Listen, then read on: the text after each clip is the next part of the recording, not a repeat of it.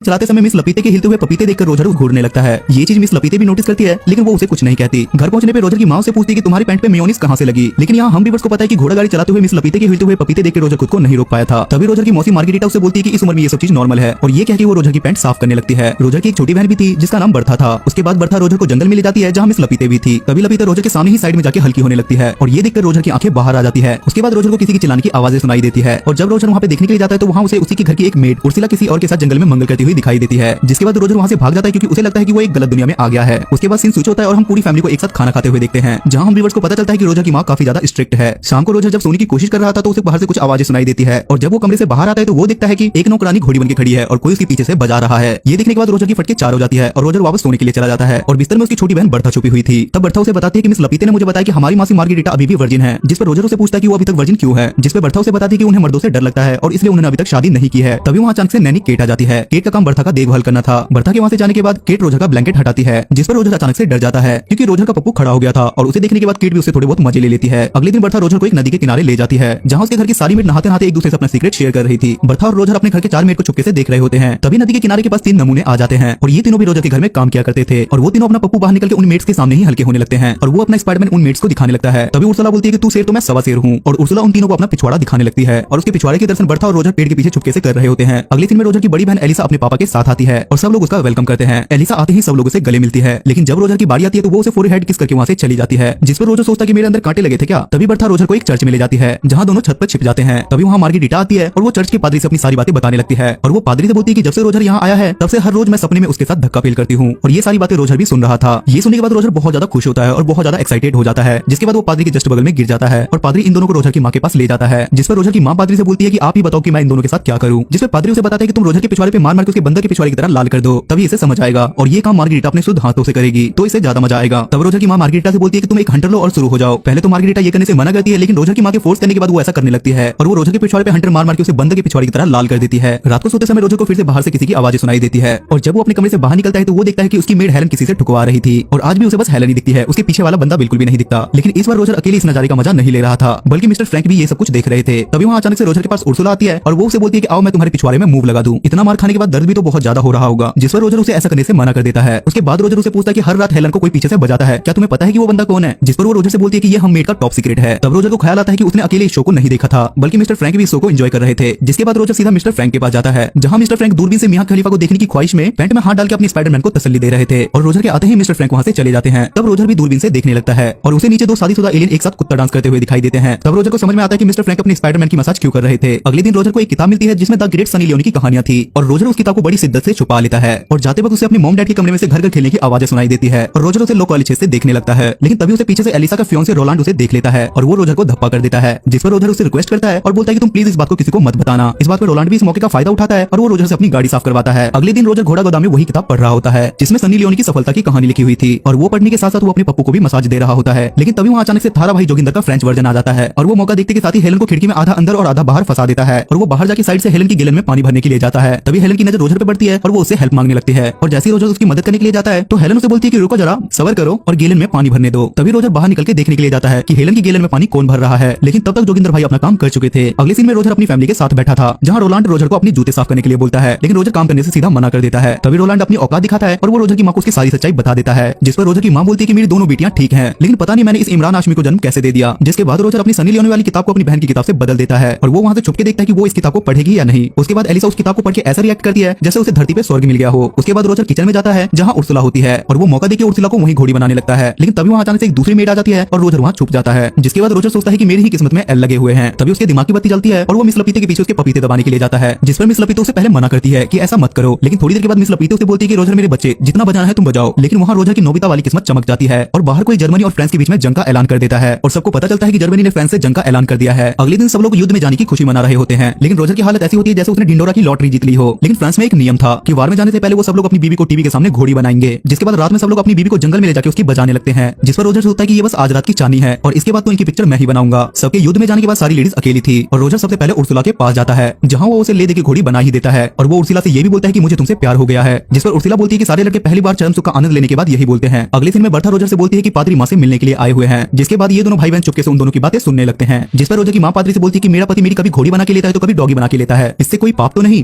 जिस पर पादरी बोलता है कि नहीं, वो तुम्हारा पति है, वो तुम्हारी घोड़ी बना के लिए या तुम्हारी डॉगी बना के लिए, इसमें कोई दिक्कत नहीं है। लेकिन तभी रोजर की माँ रोजर को देख लेती है और वो बिना देर किए बाहर आ जाती है। अगले दिन बर्था की नैनी केट हमें दिखाई जाती है और वो नदी किनारे बैठ के अपनी जुल्फें सवार रही थी। लेकिन तभी वहाँ रोजर भी आ जाता है और वो पानी में जंगली सुअर की तरह तैरने लगता है। पहले तो रोजर केट से मजे लेता है, लेकिन जैसे ही वो देखता है कि वो भी राजी है तो वो मौके पे चौका मार देता है और वो दोनों वहीं पे घवाघव करने लगते हैं। अब रोजर पूरी तरीके से अल्टीमेट हरामी बन चुका था, जिसमें रोजर सोचता है कि अब सारी औरतों का मटका मैं ही फोड़ूंगा। और अगले दिन रोजर का बाप छुट्टी लेके वहाँ आ जाता है और रोजर देखता है कि मार्गरेटा और केट उसके माँ बाप को घर खेलते हुए देख रहे हैं, जिस पर रोजर उनसे बोलता है कि तुमसे ना हो पाएगा और ये बोल के वो वहाँ से घर में चला जाता है। ये देखकर उसके माँ बाप हैरान हो जाते हैं और रोजर को वहाँ से भगाने लगते हैं। जिसके बाद मार्गरेटा अपने कमरे में सोने के लिए चली जाती है, लेकिन रोजर उसके कमरे में उसे धप्पा कर देता है और उससे पूछता है कि क्या तुम अभी तक वर्जिन हो, तो आओ मैं तुम्हारा गेम बजा देता हूँ। जिसके बाद वो दोनों घवाघव करने लगते हैं। उसके बाद हम फिर से हेलन को देखते हैं जो चाय नाश्ता लेके आ रही थी, लेकिन इस बार युद्ध में जाने की वजह से उसकी बजाने वाला कोई नहीं था। तभी वो रोजर के कमरे में जाती है और रोजर उसे पीछे से पकड़ लेता है और वो उसे घोड़ी बना देता है। अगले दिन रोजर एलिसा के पास जाता है जहाँ वो घोड़ों को घास खिला रही थी, जिस पर रोजर उसे बोलता है कि आज मैं तेरी भी पिक्चर बनाऊंगा। पहले तो एलिसा उसे ऐसे करने से मना करती है, लेकिन थोड़ी देर बाद बोलती है कि हाँ मेरी पिक्चर बनाओ और हाँ पिक्चर में मुझे घोड़ी का रोल देना। जिसके बाद रोजर उसे भी घोड़ी बना देता है। अब रोजर सारी औरतों के बीच पॉपुलर हो गया था और सारी औरतें बारी बारी उसके पास काम 25 करवाने के लिए आती थी। दिन बीतते जाते हैं और ये सिलसिला चलता रहता है। एक दिन एलिसा रोजर से बोलती है कि मैं प्रेग्नेंट हूँ। तभी रोजर देखता है कि रोलांड भी वापस आ गया है, क्योंकि अब युद्ध खत्म हो चुका था। उर्सिला और मार्गरेटा भी उसे बोलती है कि मैं भी प्रेग्नेंट हूँ और ये सुनने के बाद रोजर के पैरों तले जमीन खिसक जाती है, क्योंकि अगर उसके मॉम डैड को ये बात पता चली तो उसके मॉम डैड उसे नंगा करके सारी जगह घुमाएंगे। तभी रोजर उर्सुला से बोलता है कि एक नील पॉलिश लेके आओ।